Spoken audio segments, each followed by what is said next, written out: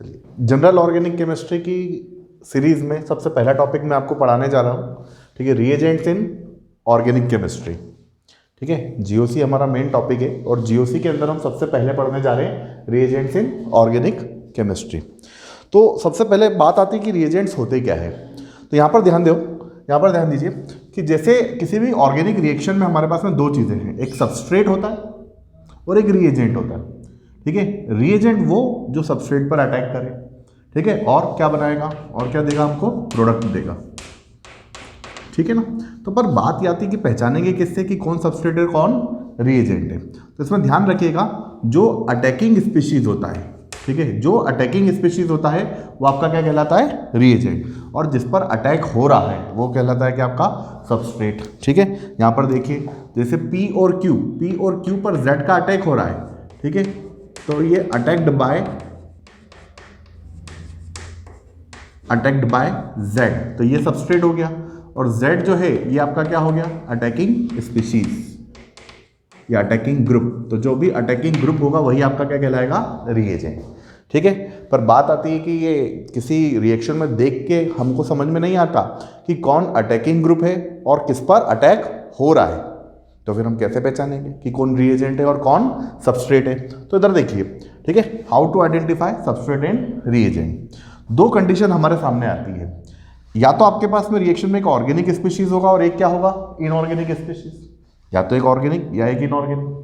तो ऐसी कंडीशन में जो ऑर्गेनिक स्पीशीज होगा वो सबस्ट्रेट होगा और जो इनऑर्गेनिक स्पीशीज होगा वो क्या होगा, रिएजेंट। जैसे एग्जांपल देखो, जब मैं मिथाइल क्लोराइड की रिएक्शन पोटेशियम साइनाइड से करा रहा हूँ, तो methyl chloride, carbon, hydrogen, chlorine, तो ये ऑर्गेनिक कंपाउंड हो गया, और KCN, यहाँ पर कहीं पर भी कार्बन हाइड्रोजन मुझे दिख नहीं रहा है, मतलब ये क्या हो गया, आपका इनऑर्गेनिक कंपाउंड हो गया। तो जो ऑर्गेनिक स्पीशीज है वो सबस्ट्रेट और जो इनऑर्गेनिक स्पीशीज है वो क्या होगा, आपका रिएजेंट। जो ऑर्गेनिक वो सबस्ट्रेट, जो इनऑर्गेनिक वो रिएजेंट। क्लियर हुई बात यहाँ पर। सेकेंड कंडीशन क्या हो सकती है हमारे पास में, organic species plus organic species, मतलब रिएक्शन में टेक पार्ट करने वाले दोनों केमिकल स्पीशीज ऑर्गेनिक हो।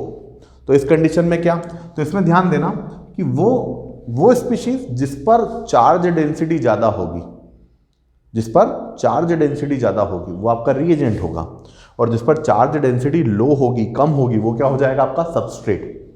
ठीक है, इसको अब एक एग्जांपल से समझते हैं अपन। ये एक अल्डोल कंडेंसेशन का मैंने मैकेनिज्म लिया है। ठीक है, अल्डोल कंडेंसेशन क्या है वो हम आगे डिस्कशन आगे के लेक्चर्स में डिस्कशन होगा। अब यहाँ पर ध्यान दो, जैसे एसिटल्डिहाइड की रिएक्शन जब इनोलेट आयन से हो रही है, तो एसिटल्डिहाइड ये आपको न्यूट्रल स्पीशीज दिख रहा है, इस पर किसी भी तरह का प्लस या माइनस चार्ज नहीं दिख रहा है, और ये इनोलेट आयन जहाँ पर कार्बन पर क्या चार्ज है, नेगेटिव, यहाँ पर कार्बन पर क्या चार्ज आ रहा है, नेगेटिव चार्ज आ रहा है। तो due to this negative charge इस पर चार्ज डेंसिटी हायर है, तो ये हमारा सबस्ट्रेट हो जाएगा और ये रिएजेंट हो जाएगा। ये सबस्ट्रेट और ये रिएजेंट। क्लियर हुई बात यहाँ पर। ठीक है, इस तरह से हमने देखा कौन रिएजेंट्स होते हैं और कौन सबस्ट्रेट होते हैं।